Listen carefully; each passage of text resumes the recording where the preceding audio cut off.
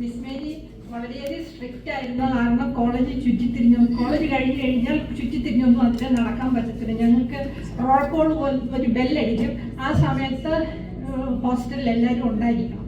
അത് കാരണം ചുറ്റിക്കറങ്ങി നടക്കാനൊന്നും പറ്റത്തില്ല. അവിടെ മിസ് മേരിയെ വളരെയധികം ഓർക്കുന്നു. അവിടെ പഠിക്കാൻ സാധിച്ചതിൽ അഭിമാനിക്കുന്നു. വളരെയധികം റെസ്പെക്റ്റോടെ ഇപ്പോഴും ഓർക്കുന്നു. മിസ് മേരി തന്നെയായിരുന്നു ഈ ഹോസ്റ്റലിൻ്റെ ഏറ്റവും വലിയൊരു ആസറ്റെന്ന് ഇപ്പോൾ ഓർക്കുന്നു. പിന്നെ ആസ്ക്യൂത്ത് ഹോസ്റ്റല് ഞങ്ങളവിടെ പഠിച്ചുകൊണ്ടിരുന്ന സമയത്താണ് ആസ്ക്യൂത്ത് ഹോസ്റ്റല് എന്തൊക്കെയോ കാരണം കൊണ്ട് അത് നിർത്തേണ്ടി വന്നു. അത് ഓർക്കുന്നു. പിന്നെ ചാപ്പലിന് അവിടെ ഞങ്ങളെല്ലാവരും കൂടെ ബികോം സെക്കൻഡ് ഇയറിൽ ഞങ്ങളെല്ലാവരും കൂടെ അവിടെ ചാപ്പലിന് മുൻപിൽ ആ സ്റ്റെപ്പിൽ ഇരുന്നപ്പോഴാണ് ഇന്ദിരാഗാന്ധി അസാസിനേഷൻ്റെ ന്യൂസ് ഞങ്ങൾ കേൾക്കുന്നത്. ഇന്ദിരാഗാന്ധി മരിച്ചു എന്ന് പറയുന്നത് ആ ചാപ്പലിൻ്റെ ആ സ്റ്റെപ്പിൽ ഇരിക്കുമ്പോഴാണ് ഓർക്കുന്നത്. പിന്നെ സിഎംഎസ് കോളേജിലെ പിന്നെ ന്യൂ സ്റ്റുഡൻസിനെ വെൽക്കം ചെയ്യാൻ വേണ്ടി എല്ലാ വർഷവും ഏതെങ്കിലും ഗാനമേള ട്രൂപ്പുകാരെ വിളിച്ച് അവിടെ ഗാനമേള ചെയ്യുന്നത് എല്ലാവരും ഓർക്കുന്നുണ്ടായിരിക്കും. അങ്ങനെ ഞാൻ ഏഞ്ചൽ 3 വർഷം വെൽക്കം ചെയ്തപ്പോൾ ആ ഗാനമേള കേട്ടത് ഓർക്കും. പക്ഷെങ്കിൽ ഒരു ഏഞ്ചൽ വോയിസ് എന്ന് പറയുന്ന ഒരു ഗാനമേളക്കാരുടെ പാട്ട് വളരെ വ്യക്തമായിട്ട് ഓർക്കുന്നുണ്ട്. ആ ഗാനമേള ട്രൂപ്പിനെ ബികോം പപ്പ എന്നായിരുന്നു ഞങ്ങളുടെ ഡിപ്പാർട്ട്മെന്റ് ഹെഡിനെ വിളിച്ചുകൊണ്ടിരുന്നത്. പിന്നെ സാലി മെമ്മോറിയൽ ഫുട്ബോൾ ഉണ്ടായിരുന്നു അവിടെ. ഇപ്പോൾ ഉണ്ടോ ഇല്ലയോ നിന്ന് പോയത്. അതൊക്കെ തന്നെയാണ് എൻ്റെ ഓർമ്മകൾ.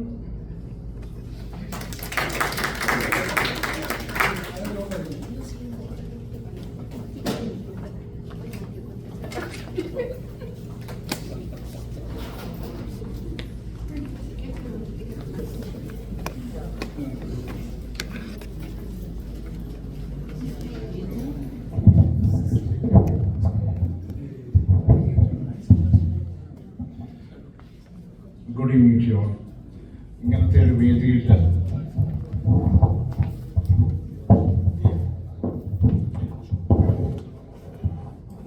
ഇവിടുത്തെ ഇങ്ങനത്തെ ഒരു വേദിയെ സംഘടിപ്പിച്ച ഏവർക്കും ഇതിൻ്റെ ആശംസകൾ ആദ്യമായിട്ട് അറിയിച്ചുകൊള്ളട്ടെ. എൻ്റെ പേര് സുബു ഫിലിം. ഞാൻ 82-87 കാലഘട്ടത്തിലുണ്ടായിരുന്നു. ഫിസിക്സ് മെയിനായിരുന്നു. പിന്നെ ഞാൻ അന്നത്തെ അവിടെ NSS യൂണിറ്റ് ഉണ്ടായിരുന്നു. NSS യൂണിറ്റിൽ വർക്ക് ചെയ്തിട്ടുണ്ട്. ബ്ലഡ് ഡൊണേഷൻ അങ്ങനെ സോഷ്യൽ വർക്ക് ഒത്തിരി ചെയ്യാനായിട്ടുള്ള ഒരു അവസരം ലഭിച്ചിട്ടുണ്ടായിരുന്നു. പിന്നെ റൊമാൻസിന് പറ്റിയ അറ്റ്മോസ്ഫിയർ ആയിരുന്നു. പക്ഷേ അതിനൊന്നും കഴിഞ്ഞിട്ടില്ല. അതിന് 3 കാരണം വേണം. അത്യാവശ്യം സൗന്ദര്യം വേണമായിരുന്നു. അന്നത്തെ ഫിഗർ എനിക്കില്ലായിരുന്നു. പിന്നെ ഭാഗ്യം, പിന്നെ എല്ലാം യോഗം വേണം. അതൊന്നും എല്ലാവർക്കും കിട്ടത്തില്ല. ഓക്കെ, അതിനും ബാക്കിയുള്ളതൊക്കെ പറ്റത്തുള്ളൂ. എനിവേ, പിന്നെ അതുപോലെ ഒരു കാര്യം, നമുക്കിവിടെ കോട്ടയം ക്ലബ്ബ് എന്നൊരു സംഘടനയുണ്ട്. 2010 സ്റ്റാർട്ട് ചെയ്തതാണ്. പ്രത്യേകിച്ച് നമ്മുടെ രവിയങ്കിളാണ്. ഞാൻ 2011 സ്റ്റാർട്ട് ചെയ്തത്. 2010 സ്റ്റാർട്ട് ചെയ്തു. ഞാൻ 2011 മുതൽ ആക്റ്റീവായിട്ടുണ്ട്. അപ്പോൾ ഇപ്പം ഞാൻ കോട്ടയം ക്ലബിൻ്റെ പ്രസിഡൻ്റാണ് ഈ വർഷത്തെ. അപ്പോൾ നിങ്ങൾക്ക് മെമ്പർഷിപ്പ് ഇല്ലാത്തവർ തീർച്ചയായിട്ടും എടുക്കാവുന്നതാണ്. എൻ്റെ മെമ്പർഷിപ്പ് ഫോമുണ്ട്, അല്ലെങ്കിൽ QR കോഡുണ്ട്, അത് ആഡ് ചെയ്യും. ലൈഫ് ലോങ് മെമ്പർഷിപ്പിന് $100 ഉള്ളൂ.